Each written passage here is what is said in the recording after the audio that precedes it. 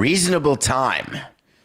That's the nothing personal word of the day. It is December 22nd, 2022. We are coming to the end of the 2022 year, but we will never come to the end of such great content from our main man, Scott Boras.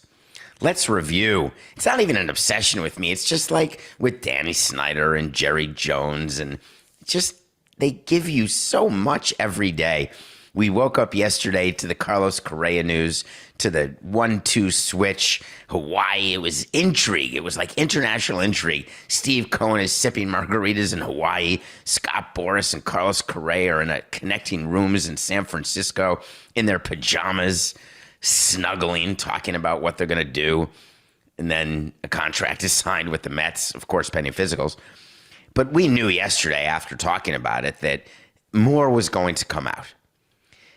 We knew the Giants were going to have to make a statement. We knew that Scott Boras was going to talk because that's what he does. We knew that Steve Cohen was going to have to say a few words because this shook the baseball world, what happened. I think it's important for you to realize that following the news when people woke up to the Correa news yesterday of him signing with the Mets for only, $315 million versus $350, 12 years.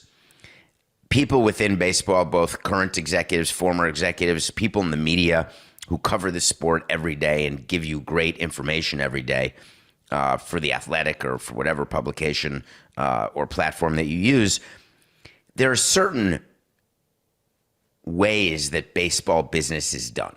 And I'm not going to give you this is how it's always been done, this is how it should be done, because I am constitutionally against that concept.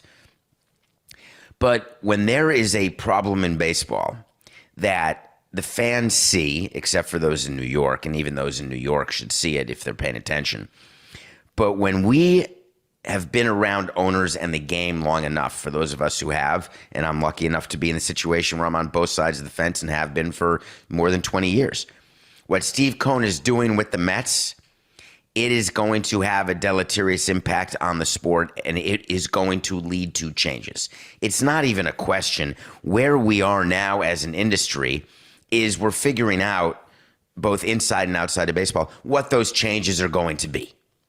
Because when you've got a runaway train, which is what the Mets payroll is, you have no choice but to put stops up, whether those stops are a salary cap, whether those stops are some sort of punishment against a team that does that. It's important to note that the union is going to agree with this, because if you've got the Mets in your division, what is the incentive of the Marlins to try to win the division, or the Nationals to try to win the division? How do the Phillies feel about having spent all this money, knowing that they're so far behind the Mets now in terms of payroll? The Braves locked up their core. They've won the division 5 years in a row. What is it like for them to realize that they're being outspent in a way that's only how low payroll teams used to feel? Now, when you have high payroll teams feeling that they're like low payroll teams as compared to one team's payroll, you get a commonality of interest amongst 29 franchises, even those in the American League, and that's a problem. And Rob Manfred, the commissioner, knows that's a problem. And it's not for another day, it's for this day. It's not going to manifest itself in 2023, but the kernels, the seeds have been planted. It's growing like an avocado plant in a glass jar. It's happening. Reasonable time refers to Scott Boras' explanation of what went down. It puts the P in preposterous. He wants us to believe that the Giants and Correa had reached an agreement, which they have. The way it works in free agency is you get a LOA, letter of agreement. The team sends one over to the agent regarding a player and a free agent.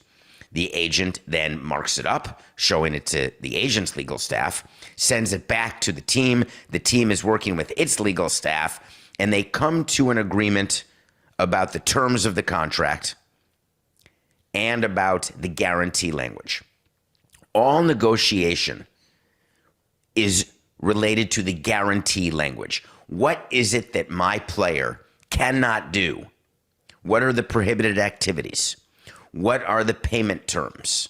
What's the upfront money? What are we is there tax equalization if the player is traded to a state where there is taxes, if the player is signing in a state where there are no taxes? How much money gets paid when each year, etc. But the guarantee language is the only part that differs from player to player and team to team. There's a standard, it's called the Uniform Player Contract, a UPC, that all players sign, whether you're making 700 grand or 70 million. They're all signing the same UPC. It is the guarantee language that differs in these contracts. And you reach an agreement on that guarantee language, which gets approved by the union, by the way. It gets approved by Major League Baseball, by the way. Then it gets executed, but every agreement says the same thing, pending physical. It's the equivalent, as you know, when you buy a house and it's pending inspection. You get an out. There's an out, a termite out. So the Giants took advantage of that and got out of the deal. And what happens in a house when there's termites or when there's a problem with the inspection or a problem with the roof or a problem with the siding, whatever the case may be? You negotiate, hey, here's what it will cost to repair. The buyer takes 50%, the seller takes 50%, whatever the case is. Those are pretty cut and dry fixes when it comes to a house. When it comes to an injury that a player may have had or will have, or there's some sort of degenerative issue, you're talking about something that's very hard to define. Is it going to happen in 4 years, in 6 years, in 8 years? Will it never happen at all? Scott Boras, as you know, unwilling to negotiate. Fine. So he tells you that we reached an agreement. We had a letter of agreement. We gave them a time frame to execute it.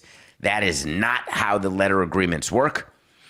What you do is when you're negotiating with an agent, you make an offer in writing. We are pleased to offer Carlos Correa a 13-year, $350 million deal broken out like this. Here's our version of the guarantee language. You do not say in that letter of agreement that you send, this letter of agreement terminates in 30 minutes, like Mission Impossible. It's going to blow up if you don't agree to it. An offer, on the other hand, if you're a good executive, does have an expiration date because you don't want your player, the player, or the agent to shop that offer. Of course, Scott Boras doesn't do that because he told you we're not in the matching game. And I, of course they are. They take what players do is they get an offer, fax to them, Jerry Maguire style. They then call all the other teams and say, we have this in hand. Are you ready to go higher? Of course, they lie about what they have in hand, so the teams go even higher than they need to outbid the team that makes the initial offer. So when Boras says that we gave them a time frame to execute it, that does not pass the smell test to me, having done these deals with Boras. But he continued to explain it by saying they advised us they still had questions. They still wanted to talk to other people, other doctors, go through it. So once you sign an agreement, it is executed. There is no physical, Scott, and you know this. Why would you lie to us? There is no physical until there's an executed agreement. Just like there's no inspection until you have executed a deal to buy a house. Then you get a bank out. You have 30 days to get a mortgage, get it inspected, yada, yada, yada. They had an agreement, a signed agreement with Correa. Then the physical happens. There is no set time period in the agreement that says post-physical, you've got 40 minutes to come up with the results of the blood test, the blood work, and the MRIs. There is no, hey, if you have questions about the physical, you've got 22 hours to get those questions answered, or you've got to go forward and say that the preconditions have been met, the physical has been passed, and that agreement becomes binding. That does not exist. And then Boras said, look, I've given you a reasonable time. I've given you a reasonable time. What's a reasonable time for a 13-year, $350 million deal? And whose definition of reasonable are we using? Reasonable people differ. I can give you 4 reasons why reasonable people differ. Let's start with this. Sometimes the insurance company doesn't get back to you immediately on the terms of the insurance that you are trying to get for the player. Sometimes the insurance company you're going back and forth and you're arguing over what the deductible is going to be, what the premium is going to be, when you're going to pay the premium, whether it's going to be annual, whether it's going to be one upfront payment. Sometimes the owner, Charles Johnson, is going to decide, I'm going to self-insure, which means we're not going to take insurance. And if the player gets hurt, that'll just be part of our player budget. There is no reasonable time for that to happen. It happens when it happens. Deals happen when they happen. When you put timelines in deals in business, when you're having mergers or when you're buying another company, you put in deadlines by which a deal needs to happen, or the following four things happen. One, the price changes each day. Two, the seller has an opportunity to go shop the business somewhere else. Three, the buyer has an opportunity to bring on partners, and if they can't bring on partners in X amount of time, they don't have to go forward on the deal. And you come to an agreement in advance what that period will be, and there can be a breakup fee. So you have 30 days to finish this deal. If this deal does not get financed in 30 days, the buyer will pay the seller $5 million as a breakup fee for wasting 30 days with a buyer who couldn't close when they could have been negotiating with other potential buyers. That is reasonable in business. That happens in business. That doesn't happen in baseball when it comes to signing players. I've given you a reasonable time. Give me a time frame. If you're not going to execute, I need to go talk with other teams. Do you believe for 1 second that when San Francisco first raised a possible problem with the physical for Carlos Correa, that Scott Boras did not start talking to other teams? You think he sat there?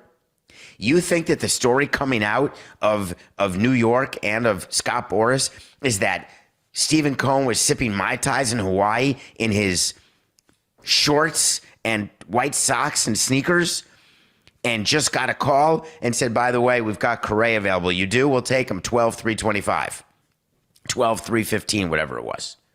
It's not how it happened. That's not how it does happen. A good agent, and Scott Boras is a good agent, when there is the tiniest of hiccups, they are going out there and they're going to the teams who are right up there with wanting Correa, and they're revisiting other teams, including those who had signed shortstops. You think that Boras didn't call Philadelphia? If Texas can have Simeon and Seager, I promise you they can have Turner and Correa. He calls every team and says, listen, we got a situation here. I think I'm going to make Correa available to you. Steve Cohen gets the call from Scott Boras and tells Scott, I'm in. I'm going to just call Billy Epler. I'm going to call Theo. I'm going to make it pretty clear that we want him. And then Steve Cohen gave a quote to the New York Post, which was spectacular because it had people in the commissioner's office running around like chickens without a head. He actually said, in the end, what the heck's the difference? If you're trying to make a move, you make the move. If it's a few percent more, what's the difference? We needed one more thing, and this is it. This was important because this puts us over the top. Steve, why didn't you sign Correa to 13,350 before the Giants did? You just woke up and you realized that Carlos Correa puts you over the top? Or did you read a bunch of articles where Mets fans were saying, this is great. We're so glad you signed Nimmo and Diaz.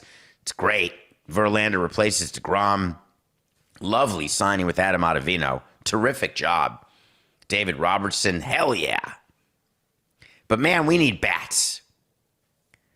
You don't think Steve Cohen has people, while they're fluffing him in Hawaii, telling him that, well, the public is really not so happy because while you're spending all this money, you still need bats. That epiphany happened post him agreeing with the Giants? No. Come on. You all know better than that. What's the reason that Steve Cohen agreed to sign Correa? What changed? He wasn't willing to match the 350. If you weren't willing to match the 350, then what he says isn't right. In the end, what the heck's the difference? He's referring to the amount of luxury tax he's paying. He's referring to giving Correa 12 years, 315. But he actually negotiated with Boras because he wasn't going to match the 13,350. He said, Carlos Correa, there has to be a penalty for failing a physical, for you coming begging back to me. It's just an ego play between behemoth, sociopathic, egomaniacal narcissists. I've been in rooms like that. Maybe I've been that. The way it works is you got to get a small victory if you're Steve Cohen, and Scott Boras has to get a small victory by getting Correa pretty damn close to what he had gotten. Very close in the AAV, 29-1 or 29-8, whatever it was, close enough. But Steve's explanation made no sense to me. I wanted his quotes to be the following. When I looked at our team, we knew we needed another hitter, and I didn't have the opportunity to match the 13,350 for Carlos Correa. I didn't want to wait for Shohei Ohtani next year because next year, 2023, is so important. We've got to try to get this World Series. The year after, in 24, we'll still have Scherzer. We'll still have Verlander. And we have a chance to also bring in other players to help. But that will be a year closer to my window of saying I'm going to win the World Series, to my window of being willing to lose this amount of money, my window of tax pennies. Therefore, I was going to spare no expense. But as a businessman who runs a hedge fund, I'm also not going to take a loss and just bail out Boras by matching Correa's deal. A little haircut, tiny little one. That'd be a nice and honest statement. But when he talks about what's the difference about luxury tax and the fact that a move's a move and we're now over the top, that means he's acknowledging. You never say to your fan base, hey, this puts us over the top.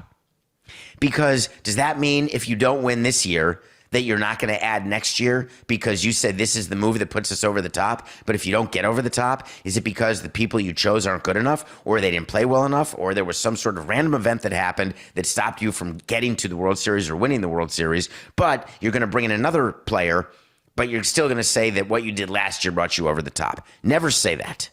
Never. It's silly. But that's not what baseball was upset about. Him acknowledging that there's no difference with the tax he pays, there's no difference with the size of his payroll, having a payroll of 340 versus 380, 360, 380, a luxury tax payment of 100 versus 110. What's the difference? What's 10 or 50 or 100 million between friends?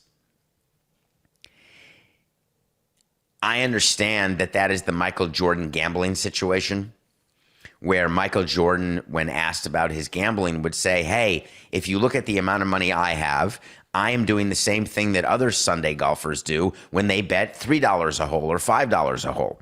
Me betting $100,000 a hole, it's just math. So it's not a problem. I don't have a gambling problem. The way golfers who go and play skins, for $5, or people who bet sports books, right? If you're betting $5 a game versus $5,000 a game, if you have less money, the percentage is what matters, and that's where the problem comes from, right? The problem doesn't come from betting every day. The problems are addressing when you're betting with money you don't have. So Steve Cohen telling you it doesn't make a difference, what Steve Cohen is saying is, with the money I have, I'm willing to have this payroll because it makes sense financially. But it doesn't make sense from a team standpoint. And in fact, word came out that it's likely that he's going to lose about $200 million next year. Owners do not want other teams being willing to lose that amount of money, because then you've got a wider and greater gap. The San Francisco Giants very badly needed to respond to this, because I did an interview in San Francisco yesterday, and their fan base is absolutely despondent. And people are saying, you let us down. Charles Johnson, you're rich. How could you have done this to us? Farhan, what's your plan? We're supposed to be good, but you're not signing anybody. And I knew they were going to release a statement because you had to hear their voice. But they released a statement that said, we are prohibited from disclosing confidential medical information, as Scott Boras stated publicly. There was a difference of opinion over the results of his physical examination. We wish Carlos the best. No, they got it wrong. These are so easy to do, these statements. If you're Farhan, you stand up and you say, the San Francisco Giants are extremely disappointed that we did not consummate a deal with Carlos Correa. It is clear, not just that there was a difference of opinion, but that we felt it was in the best interest of our team moving forward not to have Carlos Correa on the team at the number that was previously negotiated. That's not talking about his medical. That's not violating HIPAA. But then you have to say the next sentence. We are not going to spend money just to spend money. We want to win. You better believe in me because I've done it. And you better trust me because this is my job, that we're not running a $70 million payroll. We are not a low payroll team, but we are going to spend the money the right way that will help us win another World Series championship, and that remains our goal. And allocating that amount of money to a player, one player like Carlos Correa, was not in our best interests. That's my statement. Of course, rumor comes out, as we said yesterday, the Giants may have interest in Michael Conforto. Coke, I got a couple wait to sees here. Wait to sees when we tell you something's going to happen. If it does, we'll revisit it. If it doesn't, we'll revisit it. Number one, let's talk about Michael Conforto to the Giants. The Giants will not give Michael Conforto a long-term contract. Scott Boras wants to send Conforto to the Giants like the booby prize. Match him with Haniger. You've had yourself a great offseason. He sent the book of Conforto over to the Giants already, saying he didn't get Correa, but man, this bat'll help you. Farhan is far too good an executive. Michael Conforto will not sign a long-term deal with the Giants. As far as the Mets are concerned, for all of this excitement surrounding the Mets, wait to see. Steve Cohen is not getting his ring. There is something called the baseball gods. The baseball gods will tell you that the Mets will not win the World Series in 2023. Wait to see. Wouldn't it be great to just own a team and sell it? It's pretty fun, actually. I mean, I was the president of a team. I didn't own it, but selling it, trying to get a price that's so outrageous and so beyond reason. The Phoenix Suns are being sold for $4 billion. Word came out the other day. I couldn't get to it yesterday, but I'm getting to it today. And I want to explain something that people do not understand. When you buy a asset, when you buy a car, let's say, we talked about a house earlier today, when you buy a set of tools, you are doing your research when you buy. You're doing your research about the brand. You're doing your research about the cost. You are shopping around trying to get the best value. You're negotiating. You look at the Blue Book value of a car. You look at the mileage of a car. You look at what other new cars are selling for, the same types. You look at MSRP. You are doing all sorts of things. That is called due diligence. When you are going on a date with someone, you are engaged in due diligence with that person. You are exploring, do I like this person? Am I attracted to this person? Am I laughing with this person? Is this person my person? Does it put me on the happy train to be with this person? That is due diligence. When you are buying a company, you do something called due diligence. Due diligence is when you look at all of the finances of the company. And you look at their P&L, you look at their cash flow, their income statement, their balance sheet, you look at the underlying contracts. If you are buying a widget-making company, you are looking at the machine that makes the widgets. You are investigating it. You are looking at the terms of the rental of that equipment or of the depreciation of the value of that equipment. You are learning everything about it. You're getting a list of employees. Who's owed what? What's our pension liability? What's the 401k plan? How many employees get paid? How often? How much? What's the industry like? What's our place in the industry? Due diligence. Very common. In 1999, buying the Montreal Expos, Jeffrey Lurie asked me to do the due diligence. I worked with a lawyer, and I went into a room that was wall to wall, floor to ceiling about due diligence, file cabinets worth, where we looked at every contract of every player. We looked at the TV deal. We looked at the radio deal. We looked at the rent deal with Olympic Stadium. We looked at that lease agreement for the spring training facility. We looked at the list of employees. We looked at who had guaranteed contracts, who didn't have guaranteed contracts. You do your own financial projections from the due diligence. There is math that is done. Certain industries trade, you'll hear this right? Certain industries trade at a value of EBITDA. If your company has EBITDA of $10 million and that industry trades at 10 times EBITDA, that company's worth $100 million. And you can offer more than 100 or less than 100, but that's the general rule of the value. Sometimes it's a multiple of revenue.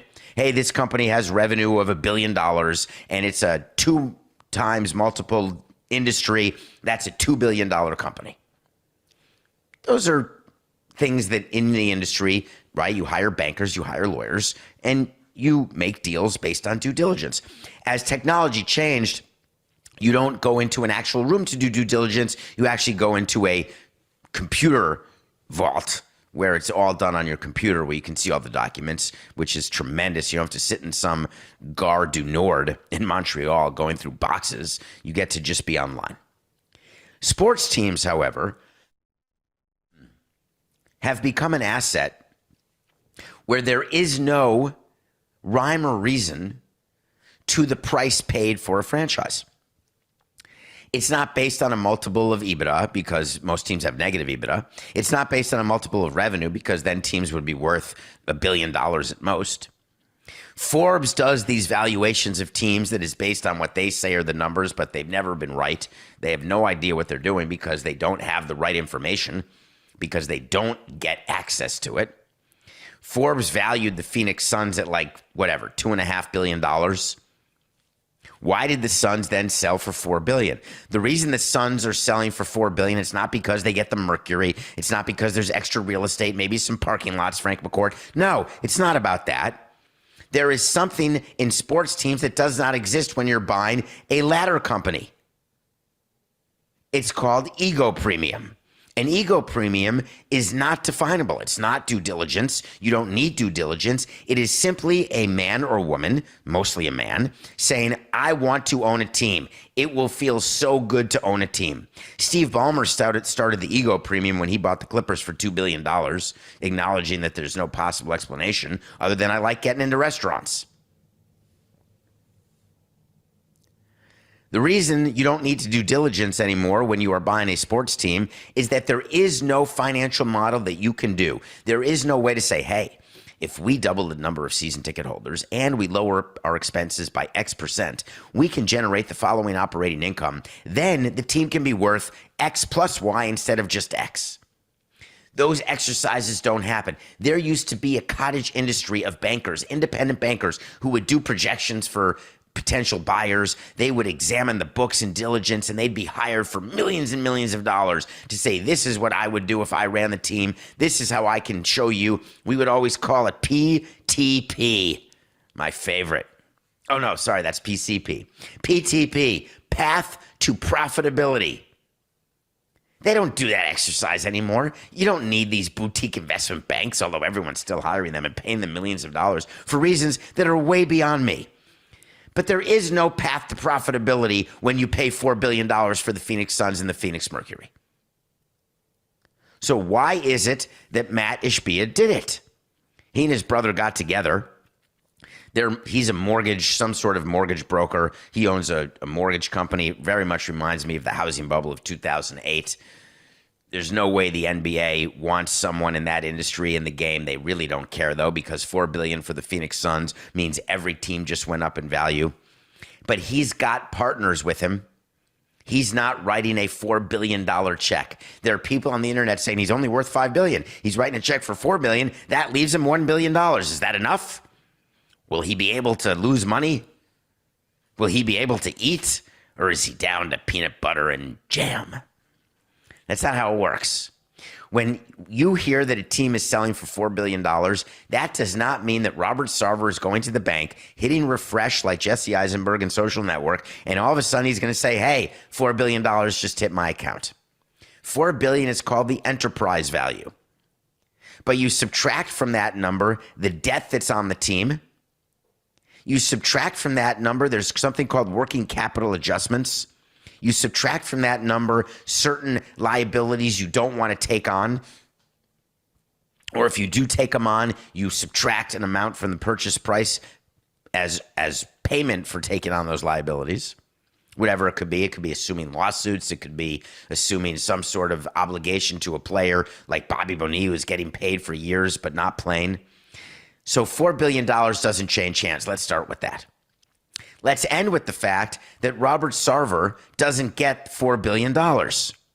If you own a house that's worth $300,000 and you borrowed $200,000 to buy the house, you put $100,000 of your own money in, you borrowed $200,000 to sell the house, to buy the house. It's a $300,000 house. You then sell the house for $500,000. Are you putting $500,000 in your bank account? No. You got to pay the bank back the $200,000. That leaves you with $300,000. You spent $100,000 of your own money. That's a profit of $200,000. Oh, by the way, there's taxes on the $200,000. Let's just say for math, they're 20%. That means you're putting in $160,000. Stay with me on the math. That's 20%. That means that you are putting $160,000 in your bank account. Robert Sarver is not walking away with $4 billion. I don't know why people are very confused about that. The other thing is that what happens if other people own the house with you? Let's say that you borrowed money from your parents, or you borrowed money from your sibling, or you combined with someone else in the business to buy a house, and you buy and sell and flip houses, and you only own 50% of the house. If you own 50% of the house and the whole profit was $160,000, you only get 50% of that. That's $80,000. Robert Sarver owned 35% of the Suns. So as a start, he gets about $1.4 billion of that. If my math is right. Then subtract everything else. Same with the guy buying it, by the way. People are saying, oh, this guy's writing a check for $4 billion. He's got partners. He's also going to borrow money to make the acquisition the same way you would borrow money for your house. We can be better in understanding these numbers, even though the numbers are crazy. They're just zeros. Just take the zeros away and put it in an asset that you can all associate with, or I can too, whether it's a house or a car or a piece of furniture or whatever you're doing. So this guy's going to get approved. It's going quickly. Why he bid $4 billion? Ego premium. The Suns aren't worth it. Due diligence wasn't required. The NBA is so thrilled to have announced this deal because it is no coincidence that this came out on the same day that there was another investigative piece that not just Robert Sarver was doing bad things with the Suns, but it's their whole damn front office. It was like the Wolf of Wall Street over there, apparently. Front office executives showing bad behavior. The best thing for the NBA is to get a new owner in there, have the new owner bring his own people, clean house, get rid of the president, get rid of the salespeople, marketing people, anybody associated with all the nefarious activities that were taking place, and there were plenty of them. And that's what you're going to see happen. This deal will come to a close quickly because what takes time in deals is when you're negotiating what sort of money is going back and forth in purchase price adjustments. But when you are paying a price like $4 billion, because that's what is going for teams now, you're not negotiating a $10 million or a $20 million issue. Though that's what takes time. This deal's going to close extremely quickly, and the Phoenix Suns will no longer be the problem. This is the dream of the NFL with the Commanders. It's the dream of MLB with the Angels. Let's get this owner. Let's get these front offices and these people gone. Move on. Get everybody's purchase price up. Everybody's asset valuation up. And everybody's happy. If I'm Scott Boras, by the way, stop representing players. Start representing owners who want to buy teams. That's real money, Scott.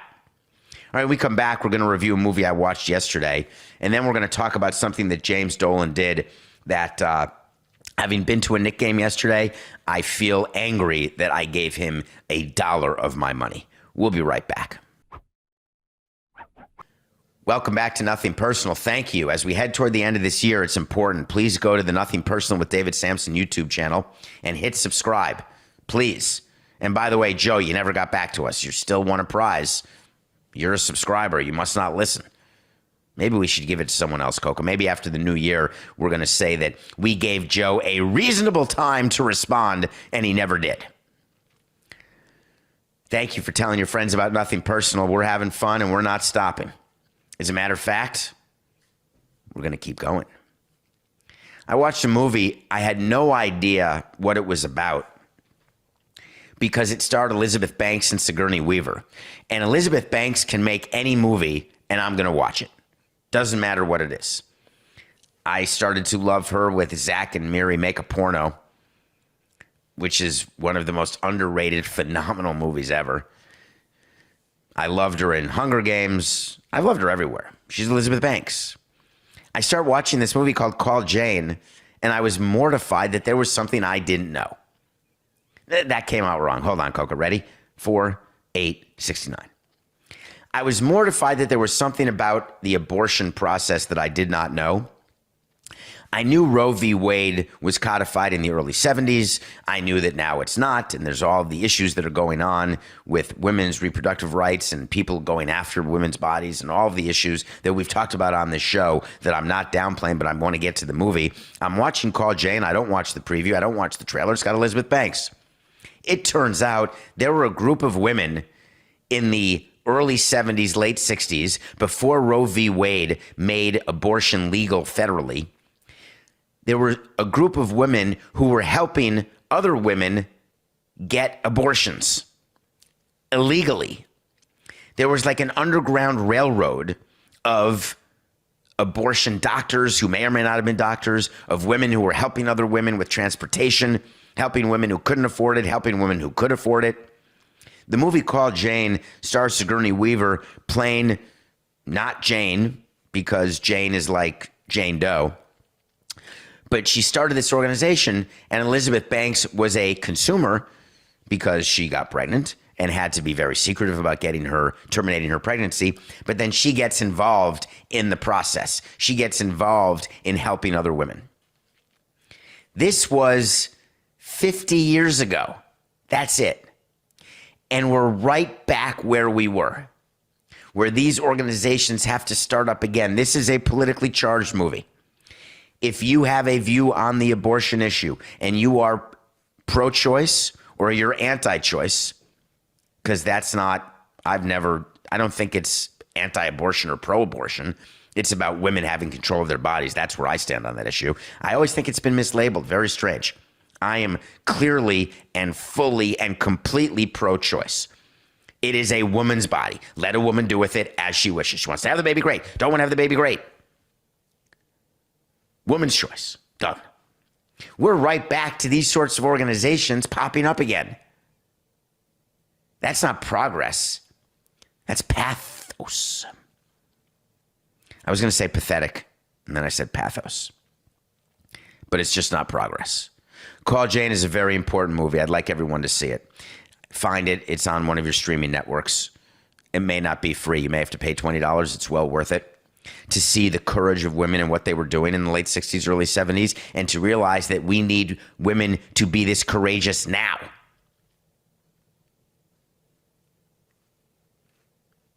I can't stand when societies go backwards. The whole purpose is to go forward.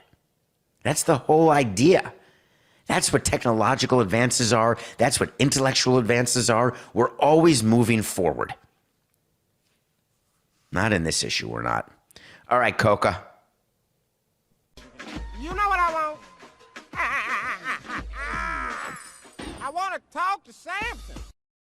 So you want to talk to Samson. Hi, David. Love the show and don't miss it. Thank you. I would love to hear your thoughts on the attorney who got booted from seeing the Rockettes at Radio City. She was with her daughter's Girl Scout troop because her firm is involved in litigation against MSG. There were parentheses in that question that I didn't read, but I don't want to take the time to reread it because I want to get right into this issue. James Dolan is the owner of Madison Square Garden. He's the owner of the Knicks. He also owns Radio City Music Hall. James Dolan has a philosophy, which is, if you are a lawyer who is suing us, I do not want you in any of my venues. James Dolan has access to technology, which has facial recognition software. They have to put a sign there, but I just saw the sign coincidentally going to the Knicks game 2 nights ago, and the sign said, we are using facial recognition software for your safety. I guess they're looking like for terrorists. I was wondering what they happened. Hey, is that Samson? Get him out of here. He wanted to fire Isaiah Thomas? Out of here. So I didn't think anything of it. And then this story comes out, which says that the facial recognition software identified a lawyer for a firm who is a woman with children, part of a Girl Scout troop. How do they recognize which face they want to not let in? It's not that someone looks on a camera and says, hey, there's a dark-haired person, there's dark skin, there's light skin, there's long eyelashes, there's short, there's tall. No, they put in pictures of people they don't want in. Madison Square Garden at the request of James Dolan. Radio City Music Hall at the request and demand of James Dolan entered a picture of every single lawyer in every single firm that has any sort of litigation against the Knicks or the Rangers or Radio City Music Hall, didn't matter. When the picture is in the system, the software looks at everybody and says, oh, bzzz, Jane Doe's walking in. All of a sudden, like Minority Report, people jump down from the sky, they rappel down from the rafters, and they say to this woman who had already made it through, had given her ticket, said, you are kicked out. She said, I'm with kids. What do you want me to do? Don't care. You are not allowed in here at the demand of James Dolan. The kids stayed and watched the Rockettes, and she didn't want to get arrested. She left. When asked about this, MSG said, MSG instituted a straightforward policy that precludes attorneys from firms pursuing active litigation against the company from attending events at our venues until that litigation has been resolved. George Orwell has nothing on James Dolan. Every narcissistic, insane person has nothing on James Dolan. While we understand this policy is disappointing to some, we cannot ignore the fact that litigation creates an inherently adversarial environment. Don't try to bully people, James. Is that your plan? You think that law firms are going to drop litigation because their lawyers can't go see the Rockettes or can't go see the Knicks or can't go see the Rangers? I wish I were still practicing because I would become one of the law firms or one of the people that just starts suing you. I want to get every law firm to start suing you. The big ones too, the ones who own your boxes, the ones who sponsor you. I want the lawyers for JP Morgan to start suing you so you don't let in JP Morgan either. That means that a teller at a branch at JP Morgan Chase would not be allowed into a game because they're somehow associated with a law firm that is suing you. And MSG has the gall, not James Dolan. MSG has the gall to say all impacted attorneys were notified of the policy, including this woman's law firm. They were notified twice. Up yours. You think that that's somehow going to have the desired effect, that they're going to drop the litigation because all of a sudden what you did was right? Is that the society that we want, where people have the ability to bully? Therefore, they can just keep doing whatever the hell they want? That's how you get to Daniel Snyder and Robert Sarver and all the other misogynist, racist people out there when there's no consequences and they can do whatever they want and no one says no, no one stands up to them. And I'm not talking about speaking truth to power. I'm talking about what's right and what's wrong. I would have done a lot of things as president of a team. No doubt about that. And there are ways that you can penalize law firms. And we had law firms who were suing us, and I was happy to take their money, number one. But number two, I could not invite them to season ticket events, or I could not do anything extra special for them because I was upset that they were suing what I thought was frivolous. But using the facial recognition software to kick out an attorney, or anybody for that matter, for that reason, 151 and 124. Nothing personal pick of the day. We had the Cavs -2 over the Bucks. Were you worried? We're hot right now. Cavs beat the Bucks. 151 and 124. Thursday Night Football, we're back, baby. Jaguars. Trevor Lawrence is playing great. I'm one of the people that was not a Trevor Lawrence guy. I thought he was going to be a total bust. I'm not willing to say he's Zion Williamson, right? But he certainly is playing better. And the Jets just have, it's a nightmare. Remember we did that segment about who's going to play quarterback? Well, their game's tonight. They ended up naming Wilson at the quarterback because White's not ready. Doesn't matter. Jaguars +1.5 versus the Jets. The Jets are in one of those indoor skydiving places. Total free fall, as though they turn the air off while you're skydiving inside. Jags +1.5 versus Jets. I do corrections on this show. You know that we are live to tape. We don't edit. When I sneeze or burp or fart, it's just part of the show, right? Sometimes I hit the cough button, sometimes I don't. I make mistakes that Coca doesn't catch, that I don't catch, but you catch, and then I correct them. When we reviewed The Fabelmans, I told you that Tom Stoppard wrote it along with Steven Spielberg. No, I totally got confused. It's Tony Kushner, the great writer and playwright who co-wrote The Fabelmans. Thank you to the listener. There were many of you, but to the first one, once I saw it, immediately got corrected. All right, we are back tomorrow. I promise you that. Until then, it's just business. This is nothing personal.